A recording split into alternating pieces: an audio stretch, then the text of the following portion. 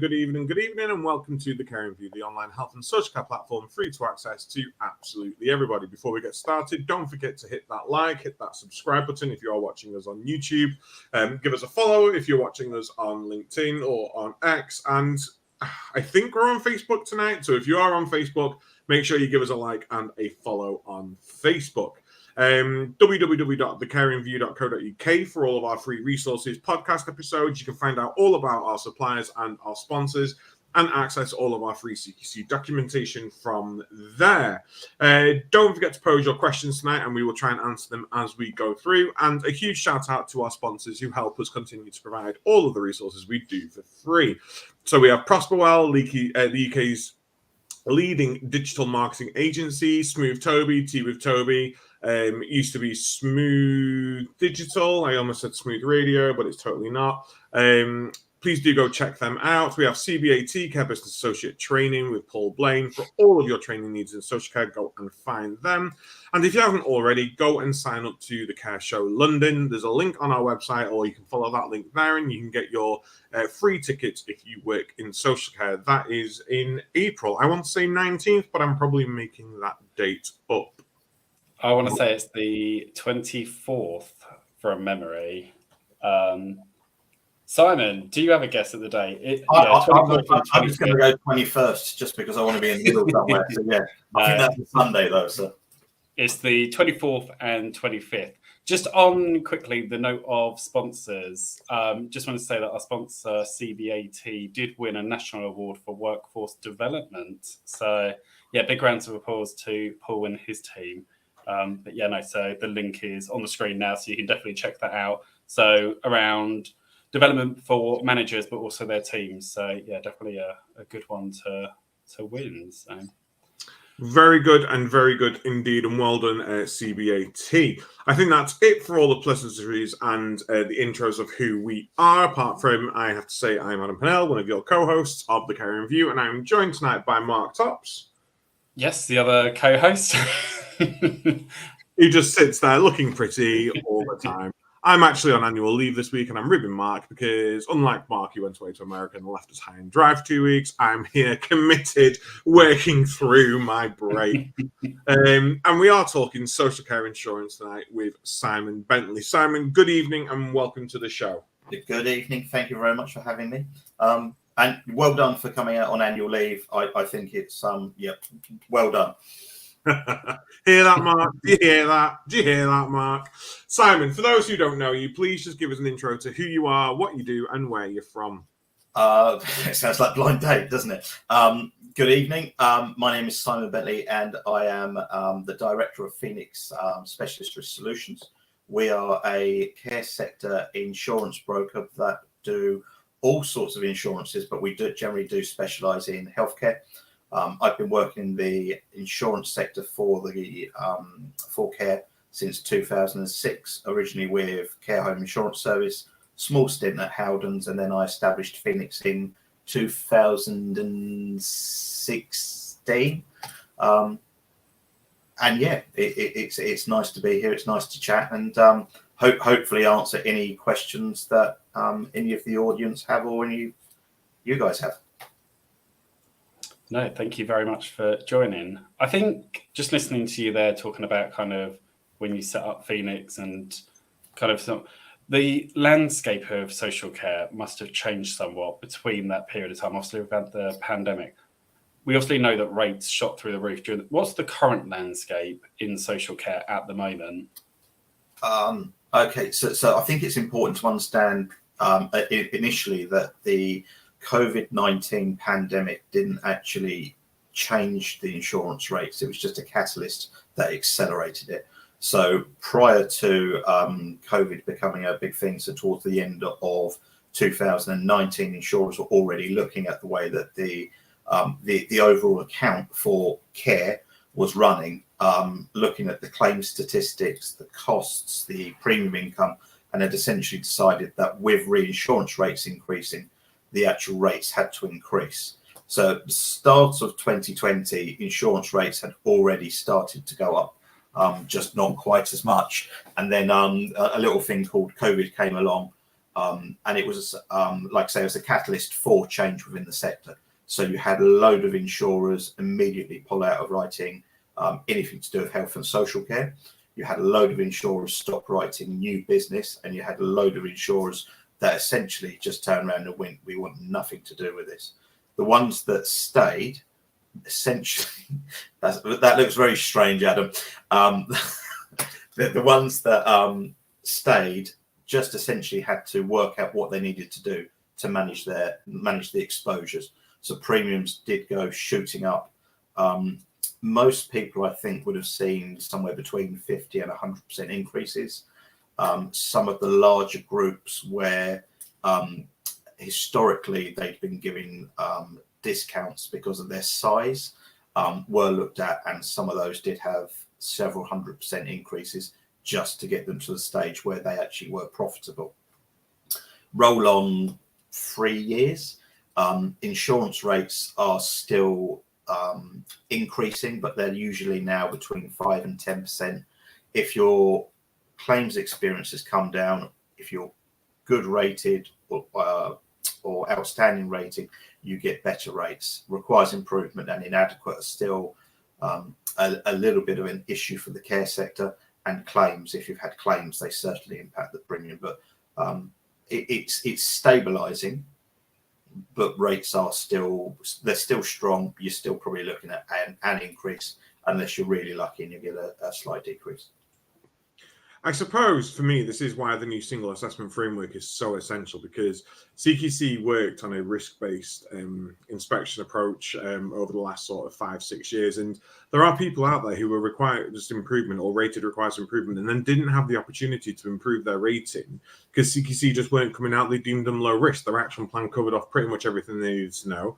So they were no longer a risk and no longer people were being inspected. But actually, it negatively impacts you elsewhere because your insurance is going to go higher. Investors look at you in a different light. And it's a scary thing to think, actually, situations out of our control. Yes, we get ourselves in their required improvement positions. We understand that. But actually, if we can't get ourselves out of that and we've done all the hard work, it just seems unfair. So hopefully this new framework where we can change our ratings on a more regular basis and a more constant basis will help us in those regards.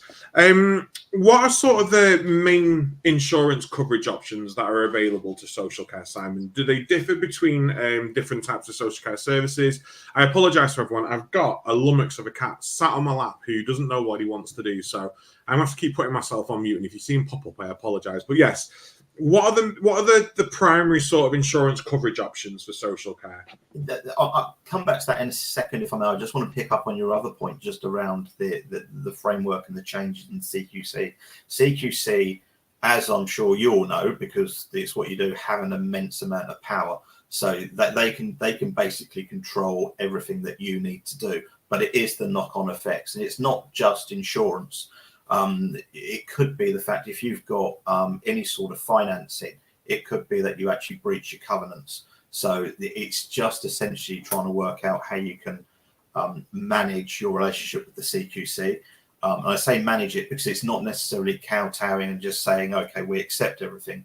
We had one client who actually went through doing factual accuracy reports, getting independent sort of it was a star rating company to actually overview it, to actually then provide the information to the bankers and to the insurers at the time, because we were trying to support them. They still had a phenomenal increase, but it essentially meant that they were able to gain insurance, whereas beforehand it was non-starter.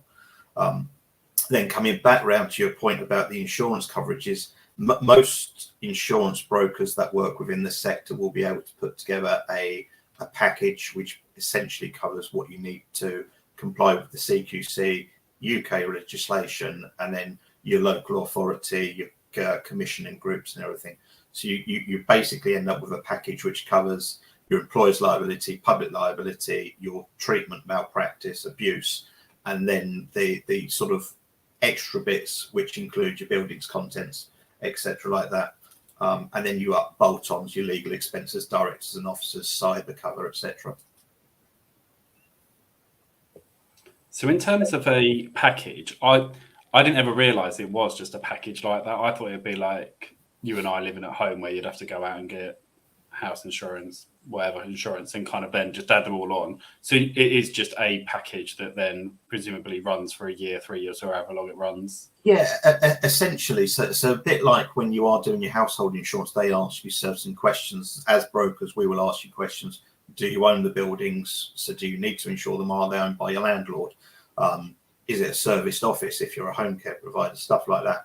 And then within the package, you've got some fairly antiquated covers that you don't need anymore. Things like book debts, which is essentially when you used to have a paper ledger. If you were to lose that, you might not know who owes you money, who you owe money to, so you'd be able to claim on that. It's still included because of the fact that that's what we've had for the last 25 years. We want to keep those covers, and it's just, I think, just trying to work out what people want and what people need.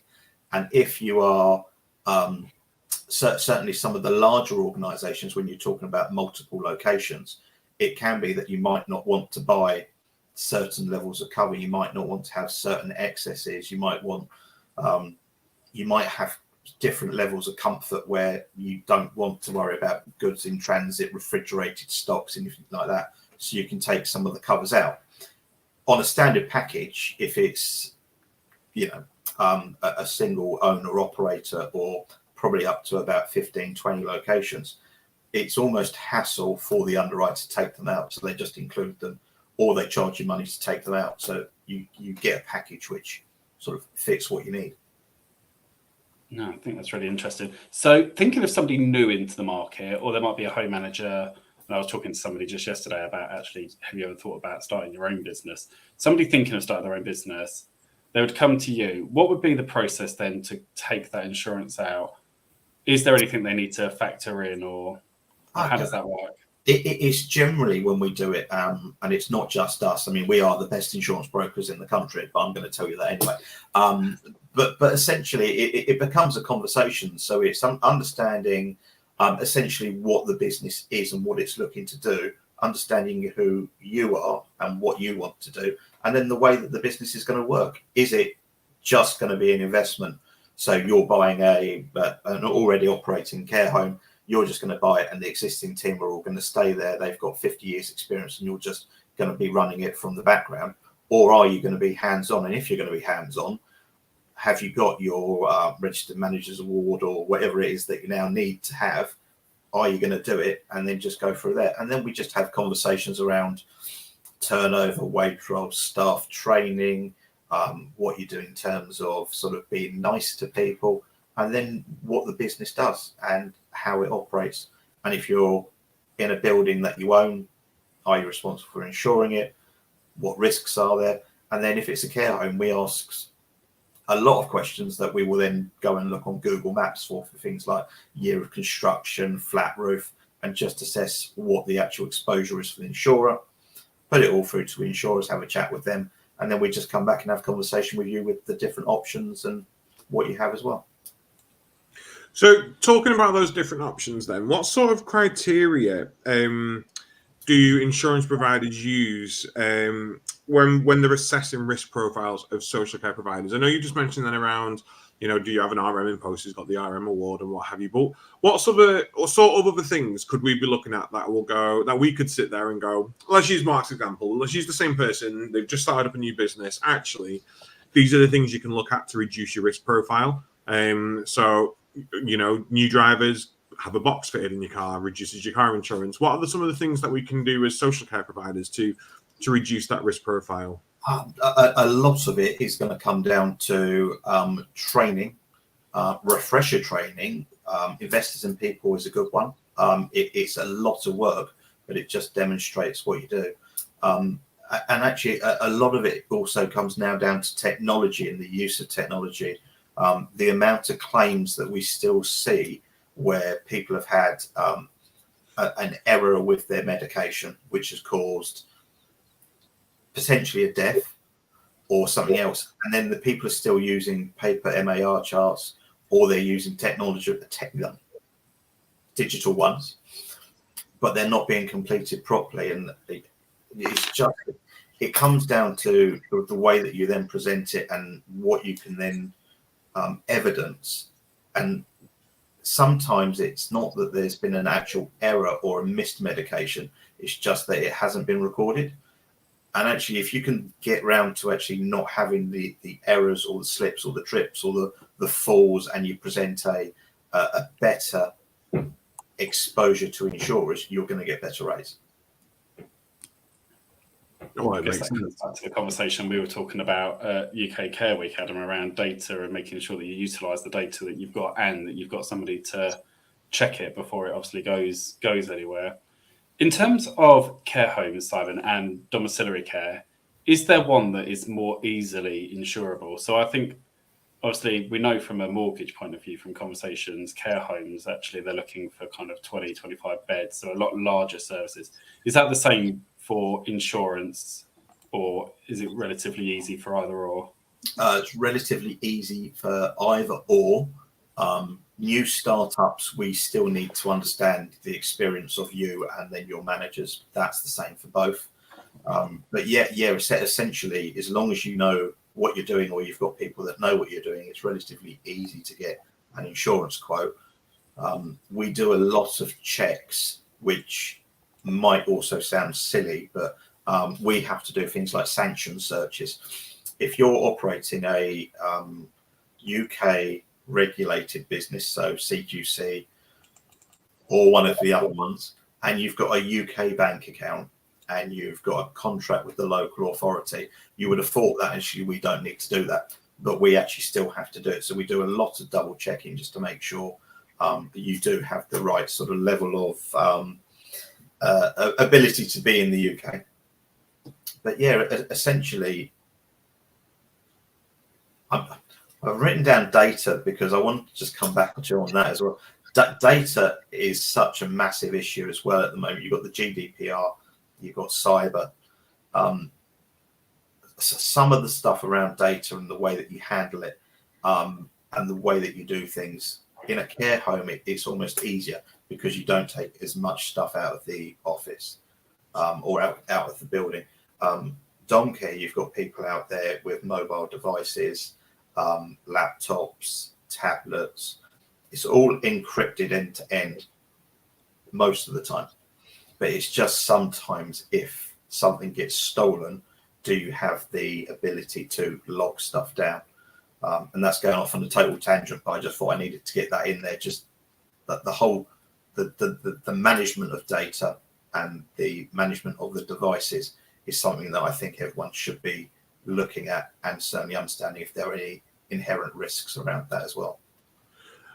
You say it's a tangent, but I mean, Mark, we've had conversations recently around updating our business continuity plans so that they include cyber contingencies and what our cyber contingencies are going to be and what contingencies the software providers we use are and have. When we're looking for insurances, will there ever be points where people are asked to provide their continuity plans to say this is what's going to happen in the event of X, Y, and Z, and this is the stuff we've got in place? Will that affect premiums or rates, or is that just something that the social care insurers just won't look at? No, we do ask the question. We want to make sure that you've got a BCP or a DRP, so business continuity or disaster recovery plan, and just go through.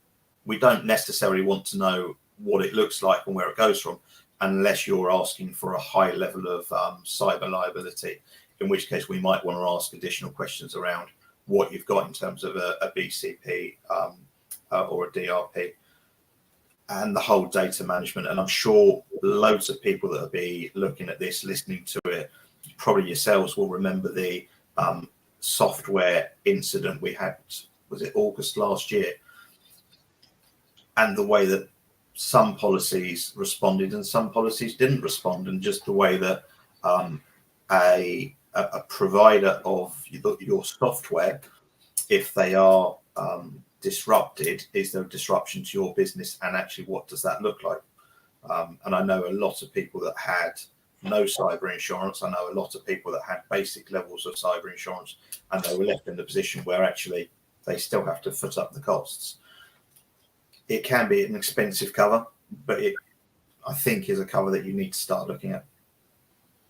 Oh no, I totally agree, and it's you just have to look at the landscape at the moment and the cyber attacks that are currently going on around the country, wherever they may be coming from. They're happening, and social care is getting targeted. I think there was a social care provider recently, I can't recall it, but who had been targeted through this. And Mark, we've had conversations with people whom we know who are top dogs in cyber and are still getting caught out themselves. You know, there are still so many clever ways in which your services are getting attacked. And a quick shout out, if you don't have NHS mail, and I used to be going, why not if you don't?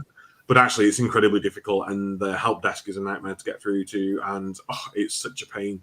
There is the accreditation that you can go through for your own email addresses. So if you aren't using NHS Mail, I would recommend going to Digitising Social Care and looking for the self-accreditation certification for your own email addresses. Because again, that sort of stuff in your BCP, your DRPs, it will help with evidencing our strong commitment to data protection.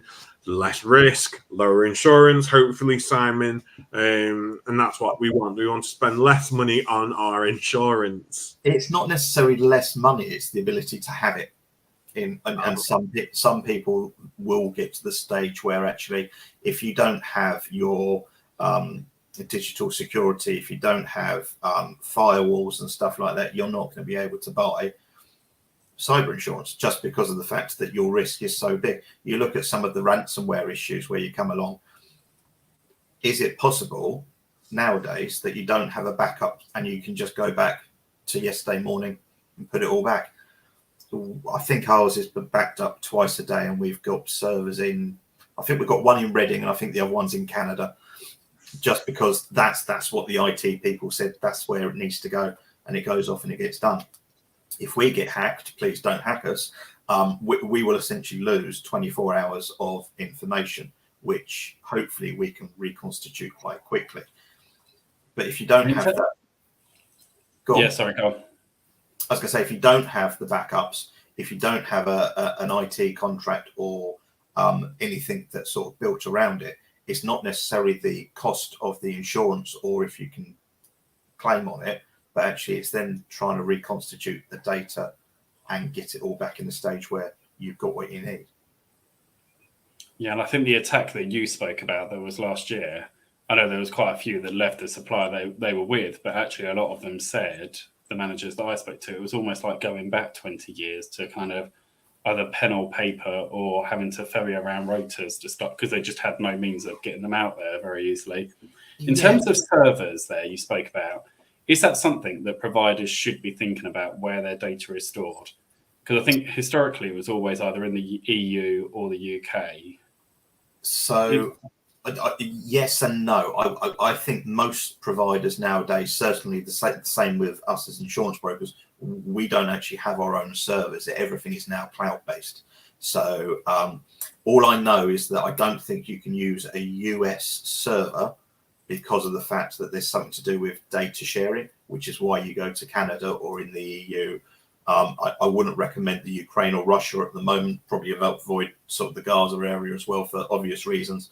But I think it's just being sensible where you are placing business, where your servers are based, and if you are having your own servers, do you have backups and everything? And what happens if one of your servers go down? Do you have a service level agreement with your IT provider that they come and fix it? Yeah, and I guess it's then having that contingency, because if it goes down, are they even able to get it back up and running if it's in the cloud? If the whole cloud goes down, then everybody's screwed, aren't they? Yeah, so you can't actually get, as far as I'm aware, cyber liability insurance that will cover you for a Microsoft 365 outage, just because it would be so big. It would be, So actually think about the other software that you use. I think there are 2 or 3 main providers in the UK that do the care planning and the software and the rostering system.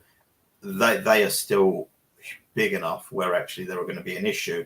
And the issue last year, I know that they did lose a lot of business. I actually think the issue was resolved quite quickly in terms of it's back up and running. but it was then just the reconstitution of the data. And I know David Glover from Caremark actually did a talk or an interview in one of the magazines, and I think he said the cost to the network over having to reconstitute all the data, I think it was over £15 million. So you just start looking at what the size of different organisations. Yeah. So let's move from doom and gloom, because it's insurance. It's all we do. I know, it's awful, dreadful. How do you sleep at night? And let's move on to renewals. So I'm coming to the end of term, and I want to renew my insurance. I've got everything, hopefully, that will support me. How do I go about renewing? I kind of had a sticky situation last year. We had someone that died, maybe, that went to coroners, and the family weren't really happy, and the coroners didn't rule in our favour. Or I don't know. We had something awful. Maybe we had something dreadful, like a fire breakout in the home. It was localized, it was contained, it was dealt with, and the home was fine. How does that affect, or what do we need to be doing when we look for renewals? How does that affect our chance at renewing? There's always going to be an insurer out there that will do something for you. It might not be something that you like, but essentially, I suppose it comes down to actually the relationship you've got with your broker and your insurer. If you've had let's go with your first one. Let's go with you've had a coroner's inquest and you've got a public liability or a malpractice claim coming against you. You can still move insurers. We would question if you should, or if there is some degree of sort of loyalty or ongoing sort of commitment that you're not necessarily obliged to have, but you want that claim dealt with in a way that's going to be most beneficial to you. And no insurer or broker or loss adjuster is going to say, well, actually, you've moved the business, so we're not going to deal with it anymore. It's just where you sit. We've had a client that had a huge fire, over £2 million worth of damage, and the insurer turned around to them at renewal and went, we don't want to do it anymore. Understandable. And then it's just trying to work out where you need to go.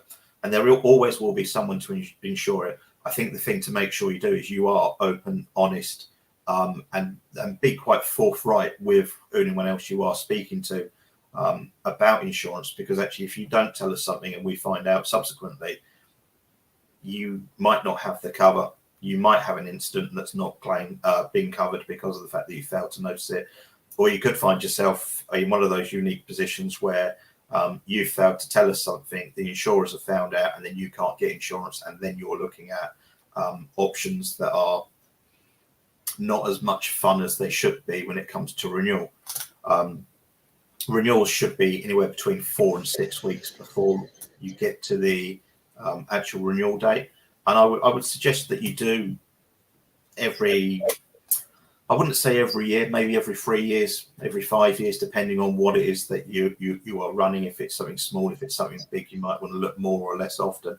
But just have a look. And I'm not saying that you have to go and move brokers or insurers, but you should always just do almost like a benchmarking exercise to make sure that you are comfortable with what you've got. And I'm not saying that has to be the cheapest possible option, but that you are getting value for money.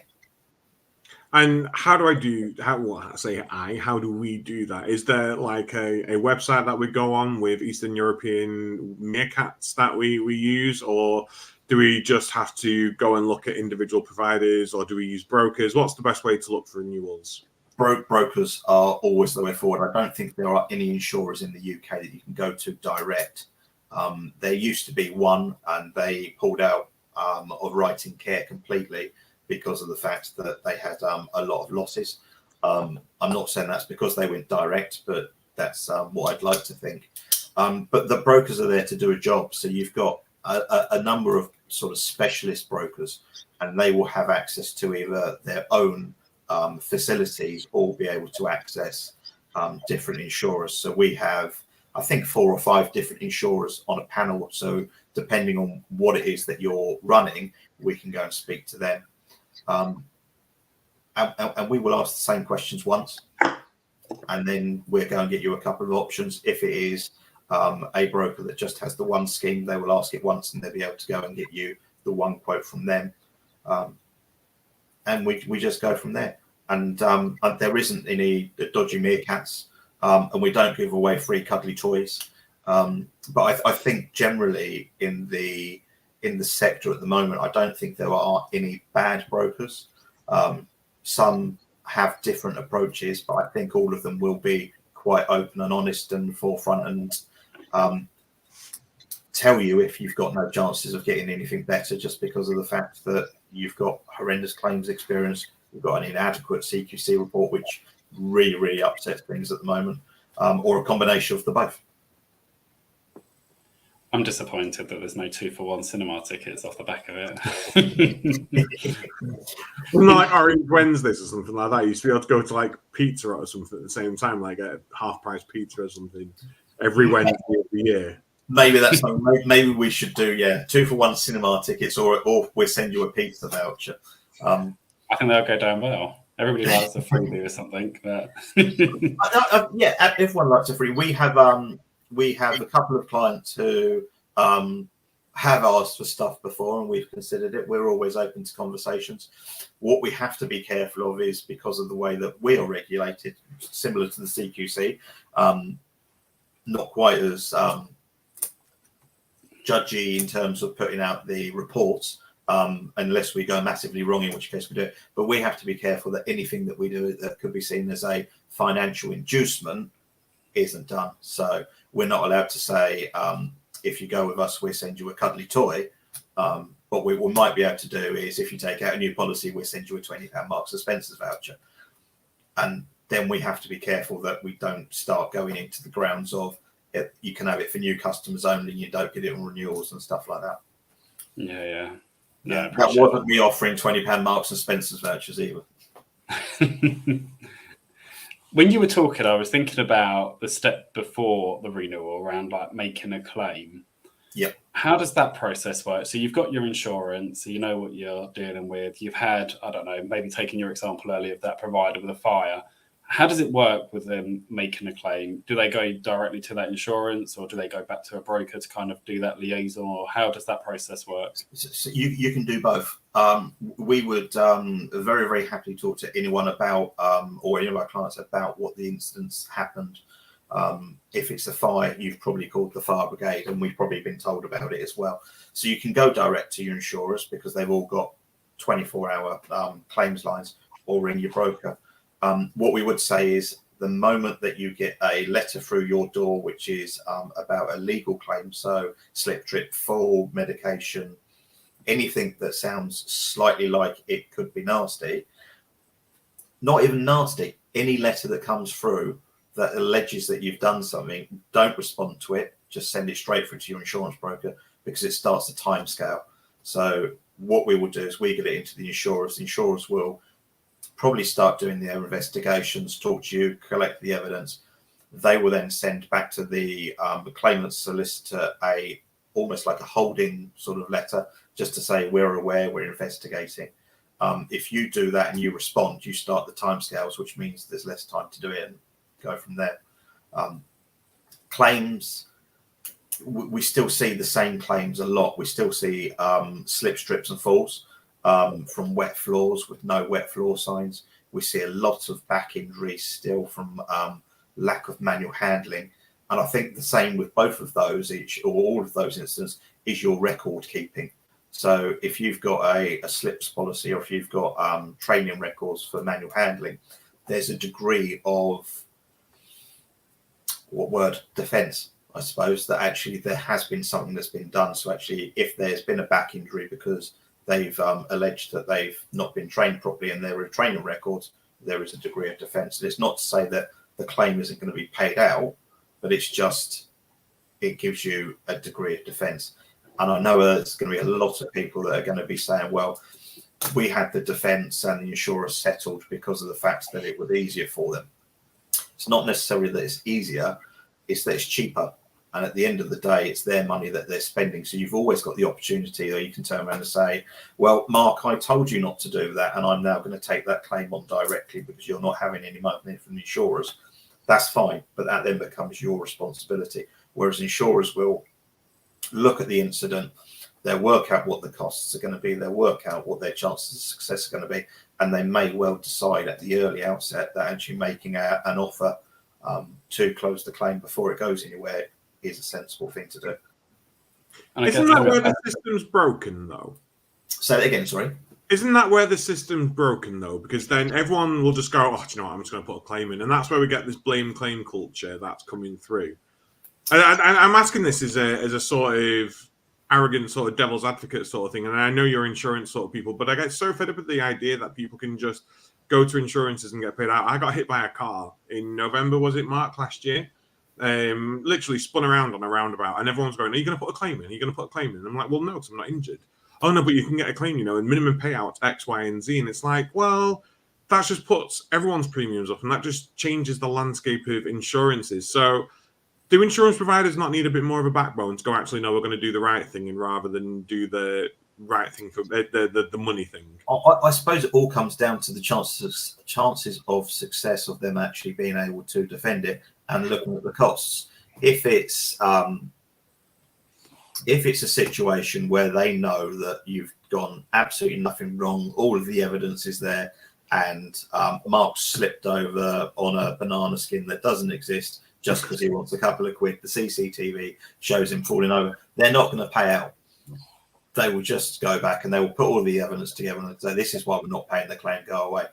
It just gets to the stage that actually, if Mark says that he slipped on a wet floor, we know that there was a wet floor. There's no witnesses or anything like that. And Mark wants £25,000 because he's slipped over. It's at what point do actually you realise, or do insurers get to the stage that £25,000 isn't going to be paid out? It's going to cost them £5,000 to fight it in legal fees, at which point there's going to be a settlement offer of £10,000, so they're £15,000 in. So actually, rather than wasting £15,000, Mark, will you take £5,000? Off you go. And it's just, I agree 100%, because actually, if we did fight everything, we're going to put up more of a barrier. People are then going to think about it. But it's actually then going to be upsetting the people that have actually had a claim, because they're going to go, well, actually, I've got to go through all of this hassle and I'm not going to get anything and I've been injured, and go from there. And there was a couple of years ago, and I say a couple of years ago, it might have been more than a couple of years ago, where all of the legal fees and the way that legal fees changed about putting in discrimination and claims like that changed, and actually people had to start paying for them, and the amount of people that started making claims dropped massively. And I think they had to reverse that, or it might have been the other way around. But essentially, they realised that it was penalising the people that had actually been a victim of something, and they had to reverse it. So it works both ways. I guess thinking about your comment there, Adam, and question was around whether there's any brand reputation damage control by doing it earlier. Actually, if you can close that case and stop somebody, because we all know with social media, as soon as something happens, they're all over social media talking about it. They'll review your business on Google, and before you know it, everything kind of skyrockets out of control with your reputation. I just think it's so wrong, isn't it? I agree. Yeah, social care providers work their socks off, and just because some absolute boink can't read a policy and work as trained, they're there and happy, ready to completely destroy someone's reputation. I will say, if you are listening to this and you're going, oh my God, I'm going to get sued tomorrow, by God, make sure you've got everyone that has read your policies and signed to say they understand them, and ask them some questions about them as well, because there's no way they can come back on you on that. Yes, they've read the policies. Yes, they've signed them, and I've actually questioned them on them as well. Cover your backs as much as you bloody possibly can. Training records, witness statements, all of that sort of stuff. A lot of settlements are now done on the basis that they are done without anyone knowing about it. So even if it's gone all the way and it's £100,000 award, a lot of the time you still have to say it's non-fault, you go away, you're not allowed to talk about it. Oh, you can make them do like NDAs and stuff. Yeah, absolutely. Almost like a gagging order. So something like Donald Trump, where I probably shouldn't mention that at the moment, but what he was alleged of doing where actually he paid Stormy Daniels 10 million quid, sign here, off you go. That where the system's broken is when you can then break the gagging order and go back on your word afterwards, which I think is wrong, but it's probably the wrong outlet for discussing Stormy Daniels and Donald Trump and stuff like that. Just thinking in terms of what we've just discussed pre-Donald Trump, are there any other pitfalls or any bits of advice that you would say to care providers to have in place? Obviously, you spoke there briefly about CCTV, obviously in care homes. Is there anything else you would recommend care homes make sure they've got in place, or anything that they avoid when making a claim? Sorry, 2 in 1 question there. Yeah, so CCTV in care homes is an interesting one because you start going down a bit of a rabbit hole as to whether it's a good idea or a bad idea. You then go into an even more of a rabbit hole around GDPR and consent, because actually if you're filming people without their consent, you're not allowed to do that. So if you're an operator and you haven't got everyone's consent, it's not admissible. If you're a provider or if you're a family member and you've put a hidden camera in, there's been a couple of them where they've been allowed to be shown. Winterbourne View, of course, will come straight to one's mind.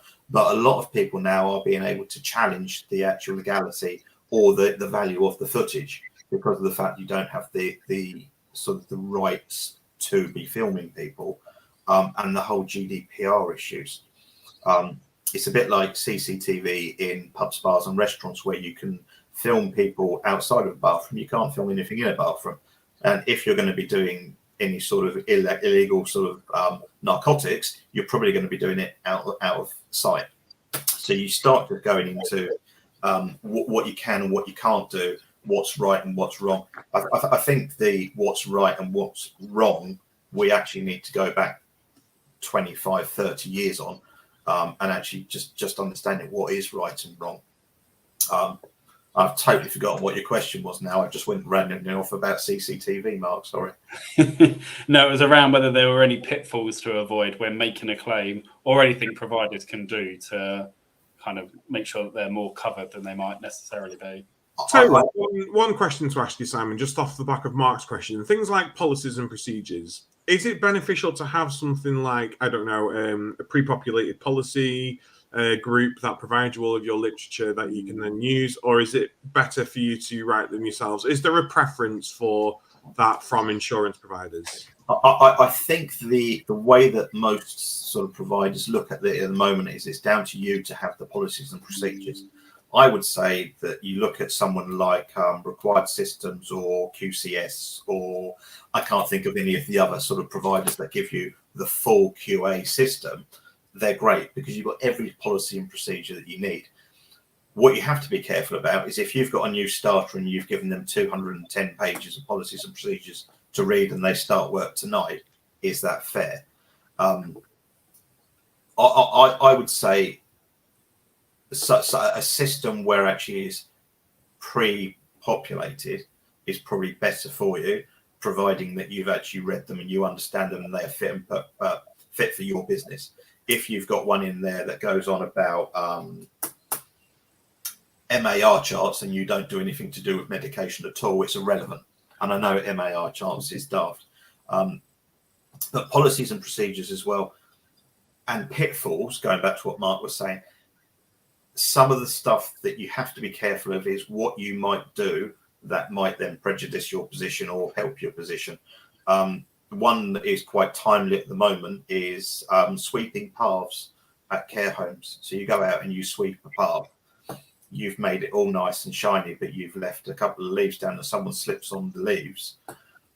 Are you liable?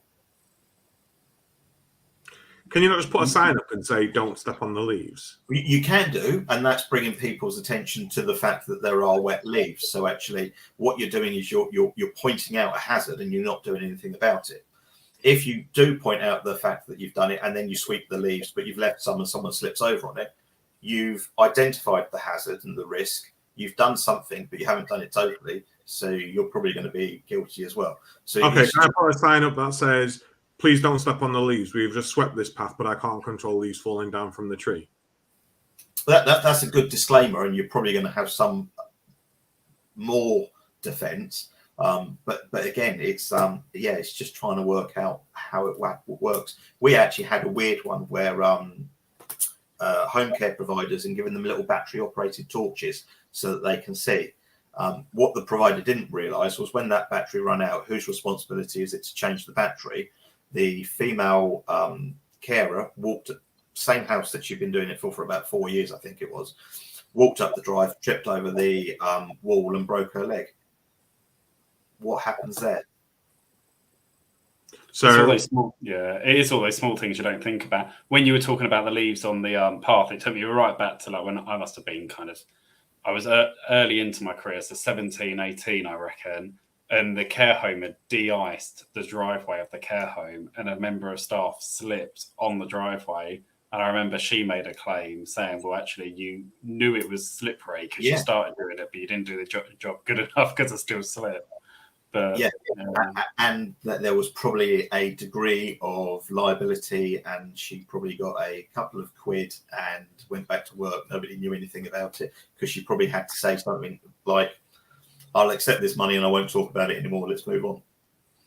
Stuff like that, I totally get. De-icing and gritting, totally understand all of that. But when it's things like, maybe I just think with a different mindset because of who I am. But for me, I would make sure I check the batteries in my torch every single time before I actually left the house to make sure that they were working. And maybe that needs to be written into the policy for them. Maybe they need to have at least one battery provided to them as spare by the provider. As soon as they swap it over, they go back to the office, they get another battery, contingency, blah, blah, blah, blah, blah. I get really sort of antsy when it comes to insurances because I really want people to start taking some responsibility in their own lives. And I just feel like with insurances, people don't do that. And it's such a shame because it just provides people with this avenue for a quick payout to get some money and to do what they want. And it just really stresses me out when social care providers are under so much pressure as it is anyways, that there would be people out there who would be so flippant to go, oh, I'm just going to put a claim in. I get so mad about it, Simon. I don't know whether you can tell. It's the industry that I work in, but I get it. I don't know how you change it unless you start addressing wider issues. And when I say wider issues, you need to start looking at the way that we're funded. It's also society as a whole, though, isn't it? Like that example there of batteries and a torch, I would never think about that. But actually, could that go wider afield? Like whenever you go to any recruitment fair, you go, I don't know, Poppy Day, there's people selling torches with poppy. What would happen then if I had an accident and I'd got the torch from them? Because they're always in goodie bags, aren't they? Can I then go back and make a claim and actually say, well, actually, you gave me this at a recruitment fair and then I fell over 3 weeks later? I don't know. I would imagine probably not because of the fact that it's a giveaway, and actually we're not telling you to use it. We're not telling you how to use it. It's just a nicety. In terms of going wider, you just have to look at what happened in America about 20 years ago, where a lady went through a drive-through and she ordered her coffee, put it in between her legs. As she drove away, it spilled, and she successfully sued the franchise. Try that. Happens all the time. She wasn't told it was hot, which is why you now have on everything contents may be hot. Peanuts may contain peanuts. You have to start putting disclaimers on everything, just because of the fact that somebody will. Yeah, absolutely. And I know that we blame America for a lot of things and the litigation that's coming over. I think it's probably a little bit of both. I think we've probably got some of the bad ideas, and I think we're probably running away with them as well. They don't teach critical thinking at school anymore, do they? And I think it's very evident that critical thinking has gone out of the way within society. Right, let's bring it back a little bit. You were saying around how you were funded, but you also said around earlier on about how, like social care, you're regulated. I'll tell you what, you go through the CQC once and tell us your life you're regulated, and you will regret mentioning that. But you are regulated. What is the regulation like for insurance providers? Are brokers regulated or just the insurance providers? Well, brokers are regulated as well. So we're all currently regulated by the Financial Conduct Authority. Insurers have double regulations. So they have Financial Conduct Authority and the Prudential Regulatory Authority. So they've got two masters. But essentially on the bottom of our letters, our emails, our websites, there will be a 5, 6, 7-digit number, which if you put into the FCA register will tell you all about who I am, where I live, what my qualifications are, what my background is, and if we're allowed to trade and how we trade. So you can check. We have to do a lot of updating of the FCA in terms of regulatory activity, compliance, all sorts. So it's probably not the same as the CQC, but I imagine that it is pretty much the same as the CQC. It's a large government body, and we love the FCA, as I'm sure you love the CQC. We do love the CQC, and Mark, I don't think we mentioned it. The CQC love us as well. We did a talk at UK Care Week last week, and good old James Bullion was there in the audience, listening to every word, and said we were great, which was wonderful. If you weren't at UK Care Week listening to us talk around the SAF, then I'm sure we'll do a podcast very soon just to cover all of those points. No, I jest. Regulation's hard, no matter who it is. That's regulating you in no matter what area you're in. And then you mentioned something about funding. And I can imagine everyone listening to this now or on catch up will roll their eyes and go, "Oh, I can tell you how you funded. You bleed me dry." What is it about the funding that's so wrong for insurance providers? I don't think it is wrong. I think the way that I think the way that we are funded is probably fairer. I think one of the things that you should all know is that if you ever want to ask, you're entitled to ask the insurance broker what they're making out of you, and then we have to disclose it. And we're quite happy to disclose it a lot of the time. And sometimes we will disclose it and then be asked to justify it. And we go from there. And on a case-by-case basis, we might make more out of someone than we make out of someone else. But it all has to be fair, transparent, and if we're asked, we have to tell you. I can imagine all these insurance providers now, Mark, sitting in the back of a Tesla, self-driving, wearing an Apple Pro Vision, going, "Oh yes, I'll tell you what I'm making from you." It's not. No. We don't do that. We have Rolls Royces and Bentleys because we're making. I think the other thing is we have some phenomenal costs as well, and it might sound daft, but for us as a business, one of our largest costs is insurance. Like it doesn't come into comparison compared to wages, which is I think probably the same with everyone, but actually it's actually noted within our accounts because of the fact that it is a big enough cost. But that's because if I do something and I tell you the wrong advice and it causes you injury, harm, or a loss, and you want to come back at me, you can. So is there like a never-ending supply of insurers? Like who insures the insurers and who insures the insurers that insures the insurers? So and who insures the insurers that insures the insurers who insures the insurers? Pretty much so. So what you've got is brokers we have to buy our own professional indemnity insurance. So we buy it from an insurance company, usually through another broker. And then that insurance company will be usually backed by either some very, very wealthy individuals, which is the case of Lloyd's of London, where you've got the old Lloyd's names still involved, or there'd be a reinsurance company that insure the insurance companies. And then behind the reinsurance companies, you've always got banks, and banks always make all the money. Wow. Where is Jeremy Hubband at HSBC? He's got all of the money. But yeah, essentially, you've got insurance companies and insurance companies and insurance companies, and they all are eventually backed by banks and large financial institutions. And the old lead to Jeremy Huntley is just sat there flicking through his notes, counting his pennies in the counting house. Yes. How much shall we give these people? Oh, we give them, all of the money. Yeah, no comments. Getting very political very quickly. So, taking us slightly off the topic of insurance, but still within the realm of it, Adam and I were talking the other week around careers in social care and the kind of variety. And I think outside of social care, we don't really think about actually with insurance and parts that feed into the sector like that. Anybody thinking of a career within insurance, what would be your advice of how they get into it? The kind of, do they need to go away, get a qualification? Can you do that part-time? Is it a full-time qualification? Don't. No, no. I mean, they're already in social care, so yeah, absolutely. So there are there's a load of different options. So you can either join something like a small local broker and actually just get your feet in and actually see if you enjoy it.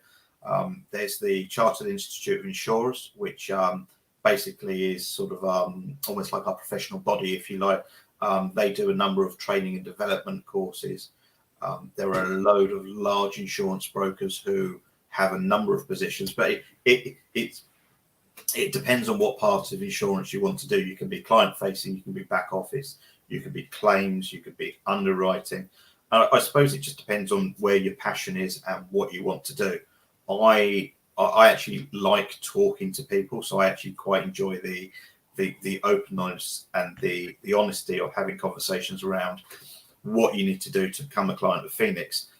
I'm not as much interested in claims because of the fact I generally find that you get quite a different sort of feel from claims.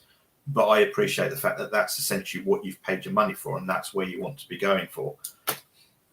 So it's just trying to work out what part of the practice, I suppose, you're interested in, and going from there. A bit like if you were to go to a care home, a dom care provider, or a hospice, and then work out if you want to be a carer or a domestic or a manager or an owner or, whatever. And then just go for it. But just remember, the grass isn't always greener. No, 100%. Look, Simon, thank you so much for joining us this evening. I can't believe the time that we're at now. You've done somewhat dispel this idea in my head that insurance providers are like sit there in an office and go, right, how do we diddle these people out of their claims, and how do we say, actually, no, we don't cover them?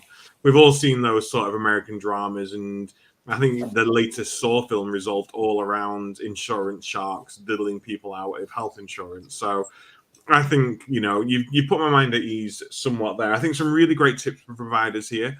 So 7 digits, did you say your number is that you've got to be registered, and you can search that? 5. I think we're probably into 7s now, just because ours is about 6 months old and we're 9. So we were hopefully one of the last 6s, so we should be well up into the 7s at the moment. But yeah, it's on emails, websites, and everything. And I'd also say, especially someone like Mark, who's had an issue with insurance and it's not been paid out, there's nothing wrong with ringing and picking up the phone to any insurance broker, even if you've just got a mate that just does it on the ring, and just go, is this right? Because we're not here to diddle you out of money. You paid your money. If you've got a fair claim, we will work with you to make sure that you've been left in a fair position. I thought you were going to say call the police, and I was like, oh, it's the policeman. They've not covered me with my insurance. Help me. No, I think some really great tips. Really great tips to keep yourself covered. Make sure your training records are up to date, your policies are up to date. Make sure you've got all your angles covered there. Your BCPs, your DRPs. Make sure that they're up to date. You're including things around cyber and data and all sorts that are going on there. If you are sending people out with torches, make sure you give them a second battery and tell them to check them every single time before they go out. It's thinking of all those little things that you think, can they sue me for that? And if the answer to that is probably yes, change your signs. We can't mop our leaves up every single minute of the day, so just tell people that we can't, and to use their own common sense and not to step on the leaves, but we will try and endeavor. And then make sure you've got a leaf sweeping chart to say that as a minimum, you will sweep the leaves every 6 hours during daylight hours between, 6 and 6. Just if you are we going to get sued for that as well? If you do have a chart that says that you're sweeping the leaves every 6 hours and you don't, sometimes it's better not to have anything than to have more if you can't comply with what you've said you're going to do. We're social care. Anyone's going to sue us, and that's the fact of today's show. Absolutely. Yeah, and we're here to try and help where we can. No, honestly, thank you so much, Simon. I know there's still a lot of people out there disgruntled around the fact that insurance did skyrocket and is still probably one of our biggest costs as a sector at this moment in time. But I think these tips are helpful. I think giving us a bit more of an understanding of insurance and how it works for social care is incredibly helpful. And running through some of those scenarios, those case studies of how people have been sued in the past and what we can do to prevent that to ourselves, I think is really, really great. phoenixsrs.co.uk, I think, is your website. Please do go check them out for all of your insurance brokerage needs. This has been The Caring View, www.thecaringview.co.uk. All of our podcast, chat show episodes, resources, CQC Hub, suppliers, and sponsors can be found on our website. Just a quick shout out again of our sponsors. We have Prosperwell, who are the UK's leading digital marketing agency. CBAT, or Care Business Associate Training, Winner Winner Chicken Dinner, I think was your social media post around this mark. Please do and go and check them out for all of your training needs. And Care Show London, who are sponsoring us up until, I think, May. I think we've got them down as a sponsor. So please do go check them out and go and sign up to their show. Next week, Mark, I think we're discussing human trafficking. I think we prematurely announced that last week for this week, and we got ourselves a bit mixed up. But human trafficking next week. It is definitely human trafficking. Yeah, no, I'm really looking forward to the show next week, because I think I've listened to the gentleman that's joining us. I listened to him at a Care Forum event, and I was kind of just blown.